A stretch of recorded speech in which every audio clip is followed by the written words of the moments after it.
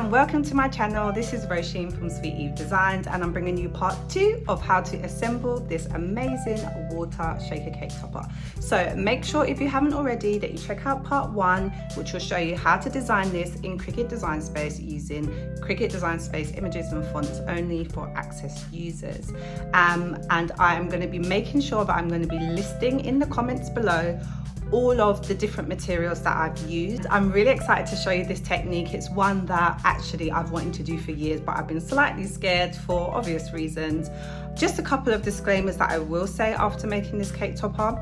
I would not suggest that this is a cake topper that you would sell, just because obviously it's got water in it and hopefully you don't have any leaks, but it is going to be very, very fragile, and there is obviously the chance that it could leak or that it could lose some of its water. So I wouldn't suggest selling it, and I would not suggest sending this in the post. I just think that it's way too fragile for that, and I couldn't guarantee, just like a normal cake topper, that it could get there in one piece. So this is really a cake topper that you may be making on a special occasion for a friend or family.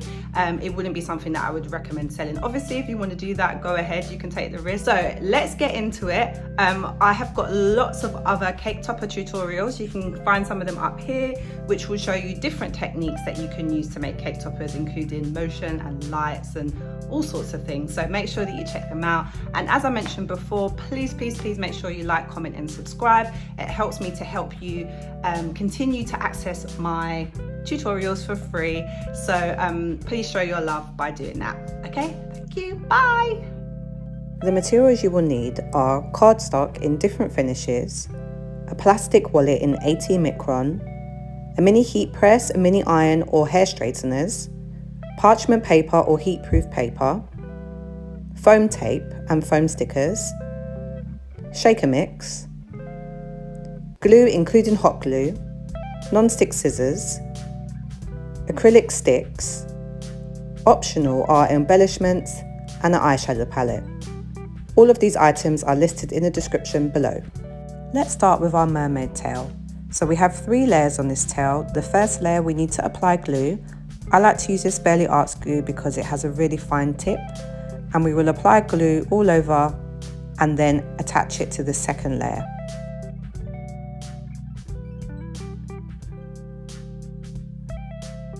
Now using some foam stickers, attach the second layer to the final third layer.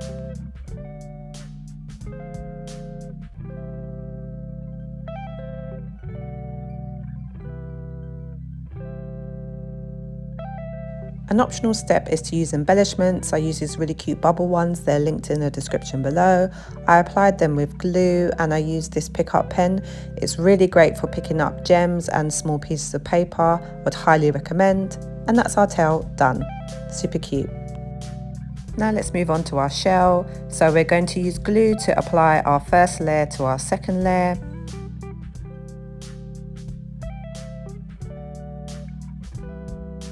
And then we're going to use foam stickers to apply our second and third layer together to give us a bit of height and dimension. I like to use non-stick scissors on my foamies because it means that they don't stick.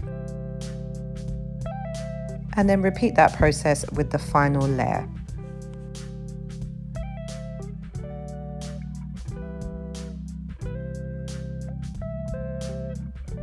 For my pearl inside, I'm using this amazing mylar. It's only something that you can get in the US, but you could very easily just cut this out in cardstock, and I'm just going to apply this directly with glue. And as an optional step, you can add embellishments also to your shell. It just gives it a little bit of bling and makes it look a little bit more special. And that's our shell done, really. It's really quite simple, but so pretty. Okay, so let's move on to our name. So we're going to use glue to apply the first layer directly to the second layer. Because it's very thin, you wouldn't really be able to use foamies here. It would just be very, very fiddly. Then go ahead and use foamies on the second layer to apply it to the third layer. I'm using some super small ones because the text is quite small and intricate. And then just basically repeat that process for every single layer. It might be that as you go up, you can use slightly larger foamies, but it will really give this lovely 3D effect. And that's our name done. Now it's time for the starfish. So when I cut these out, you can see there's some really tiny holes and some of them didn't really cut completely through. So I'm just going to use my weeding tool to remove them. And then I'm just literally going to apply glue and add the first layer to the second layer. So it's a bit like a jigsaw puzzle trying to get the starfish to sit in the right place. But it's a really simple but effective little starfish. Now it's our leaves or our mermaid seaweed. So I am going to use some eyeshadow to just give these a bit more dimension. This is an optional step, but I do feel that it really helps to elevate the project. And then I'm going to go in and use my Yule and fold these leaves to kind of just give them a bit of a bend, and it will just give it more of an organic and natural look, and it really does look cute. I decided to go in and do the same with the starfish. I felt like it just needed a bit more of a pop of colour, and it just gave it that extra dimension, and they came out really lovely. Now let's move on to our bubbles. So I duplicated some of my bubbles so that I could apply my Mylar to cardstock because it just makes it pop a bit more, but you can just do it just with cardstock. And then I went ahead and I used glue to apply my bubble to the cardstock. But again, if you're just using cardstock, you would just stick it directly onto the acetate. And there's no right or wrong way of adding these bubbles really. You can do them with the little smiley bit facing anyway. And I like to just give a bit of dimension with different colours, and yeah, lovely. So now we're going to focus on the border of our shaker. So I like to work from the back to the front. So I'm going to use foamies to apply the fourth and third layers together. And then I repeated the same. So with the second layer, I applied it to the third layer. I just trimmed down my foamies. And the first layer is super thin, so I just always go ahead and apply it directly with glue. And that's our border done. Now we're going to work on the shadow box element. So we're going to use foamies on the last two layers. What I will say is when you're doing this, try to refer to your design so that you can position these kind of roughly in the right place so that when you add your backing, it's all lined up. And then I'm going to use glue to apply the first layer, which is just very thin on top. And sorry, I forgot to film this part, but you're just going to use some hot glue and then apply your border on top. So the water shaker, I know you've all been waiting for this. So I trimmed the edges of my wallet and then it came apart into two pieces, and I cut it on light cardstock setting, but you could cut out these circles by hand. So you will need a heatproof paper and some type of heatproof mat to put down. Cut a long strip of the heatproof paper, and I worked on this technique quite a lot. If you cut this down again to the size of your heat press or whatever heat device you're using and fold it in half, you want to have a really small piece of paper that you're working with. And I went down and trimmed it even further to make it kind of less wide. And I'll show you why that's important in a minute. So we're going to grab our two pieces of plastic wallet and make sure they're lined up as much as possible. And then go in and put one part at the bottom and one part at the top. And I put my heat press on heat 2 and I applied it on there quickly, moving it for 3 seconds. And then peel away. And you're going to repeat this process. You'll see here that it will be a bit crinkled. That's exactly what you want. And you're going to repeat this process, ensuring that you leave absolutely no gaps. So what you might find as you move around is that it gets a bit hotter. And you can see here when I remove this, as we go around, that sometimes you will find that there will be a little bit of plastic that will almost kind of melt away and be coming off the side, and it's okay, don't worry, you can trim that off. Just obviously be careful that, you can see it here, when you're trimming it off, that you don't trim the actual circle itself, if that makes sense.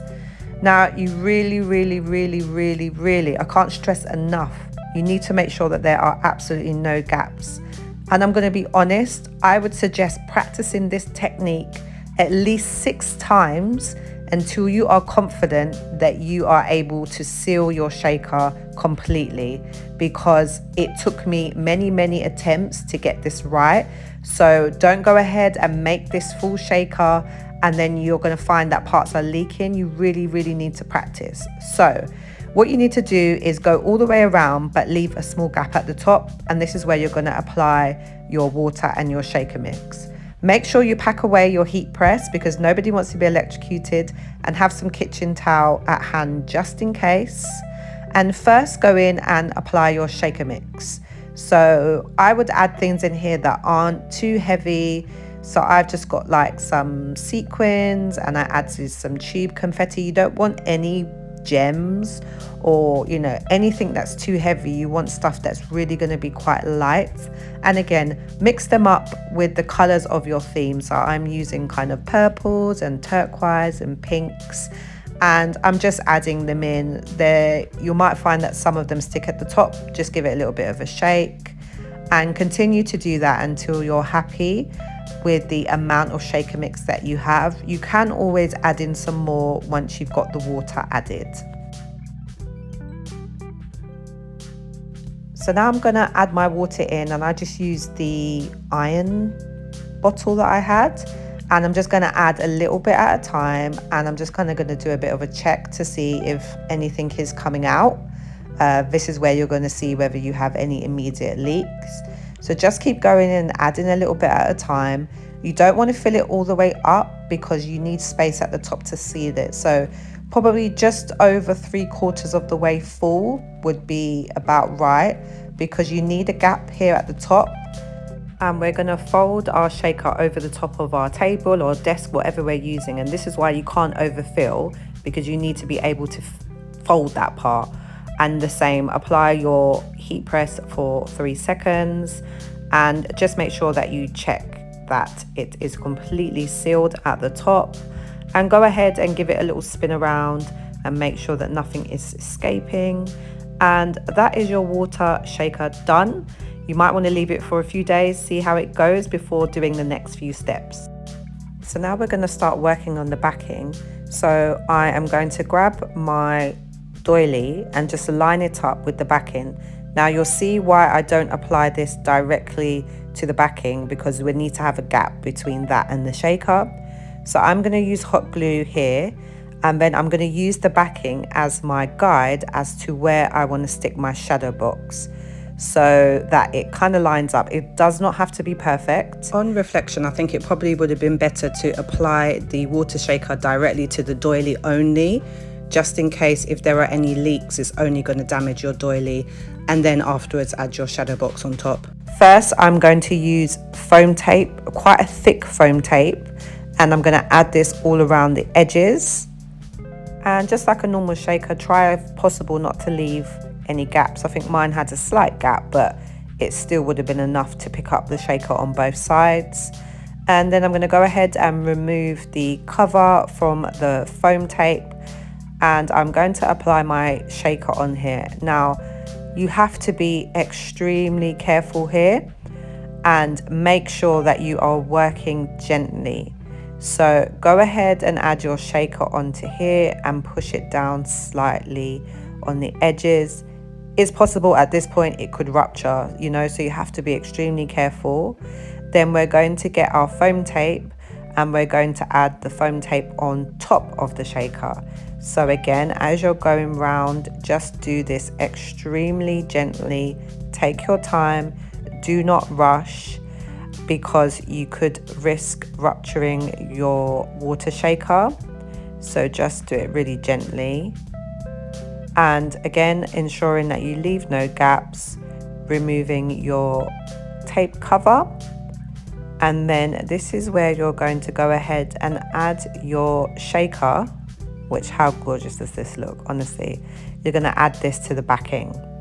So again, check your design to see kind of where your coral should be and line it up with your backing. So mine was completely upside down, and then I'm just going to line it up. But it doesn't have to be completely perfect, because you've got that water shaker in between, and gently push it down. and push it down at the back as well. We're trying to make sure that it's adhered as much as possible because we're not using hot glue. Then I went ahead and I added my mermaid tail. So I added hot glue at the base. Make sure that you are not adding the hot glue directly near to where the shaker is, and apply that very gently. And I went in and I added several layers of foam stickers at the base of the tail to make sure that that kind of sat up nicely and wasn't floppy. So just go ahead and do this because it will also give your cake topper some more stability. So I just went in and kind of added them in until I was happy with the height. Now I'm going to add my name on using the hot glue, and again, please be careful that you are not applying the hot glue anywhere near to the shaker where the shaker is visibly open, because you will risk rupturing. And then I added my little starfish onto my name. And I forgot to mention that you will have a duplicate layer for your shell, and I forgot to put that on at the time. So just go ahead and add that backing on, and then I'm going to use hot glue, and I'm going to align with the backing because we did weld in the shape of the shell. And I'm going to add foamies on either side just to give it a bit of stability, but again, please press down very carefully. Now I'm going to add in my seaweed, and I am going to use hot glue to apply my seaweed. It's important that you kind of think about adding layers with this and dimension. So don't stick them all on the same layer. Some of them you can see are on the front layer, some are in between, some behind. And then I'm just going to use hot glue to apply my bubbles directly to the top layer. With my shellfish or starfish even, I added some foamies to give it a bit of height, and I added in my bubbles again. So I just kept building it up really until I was happy. I had some additional leaves which I decided to rip in half so that I could add them in different places and just kind of make sure that the cake topper looks as symmetrical as possible.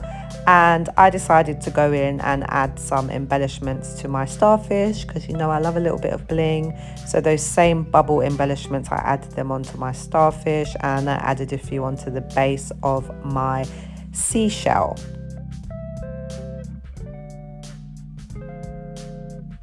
Now the sticks. So I would probably say if I did this again, I would have added the sticks up here kind of more to the side, but I went in and I added one stick in and applied it with hot glue. Actually, when I put this together, it wasn't as stable as I would like, so I'm adding in some foam tape here, and it's really important that you don't leave any gaps here because you really want to make sure that the backing is connected to the stick as much as possible. So this is not just to cover the stick, is actually to give it stability as well. So very gently press down and adhere that. Now I also hot glued the bottom of my stick once I'm happy with how the foamies have attached to the backing. Now when I picked it up, it just felt like it just wasn't as stable as it could be, so I decided to add another stick in. And it may be that you decide you just want to use one stick, it's completely up to you, but I just wanted to make sure that I had that stability. And once I was happy with the positioning of the second stick, I went in again and I just used hot glue just at the base of that stick, just to give it a little bit of extra security. And there you have it. That is your water shaker cake topper done. As mentioned, this is a very complex technique, and I would say please make sure that you practice. Please do not allow kids to play with these. Expect there to be some evaporation, but just give it a few attempts and be patient with yourself. If you like this video, please make sure that you like and comment and subscribe to my channel. It really helps me. Here are some other cake topper assembly tutorials that you may be interested in, and head over to my Instagram and TikTok for more content. Take care, bye.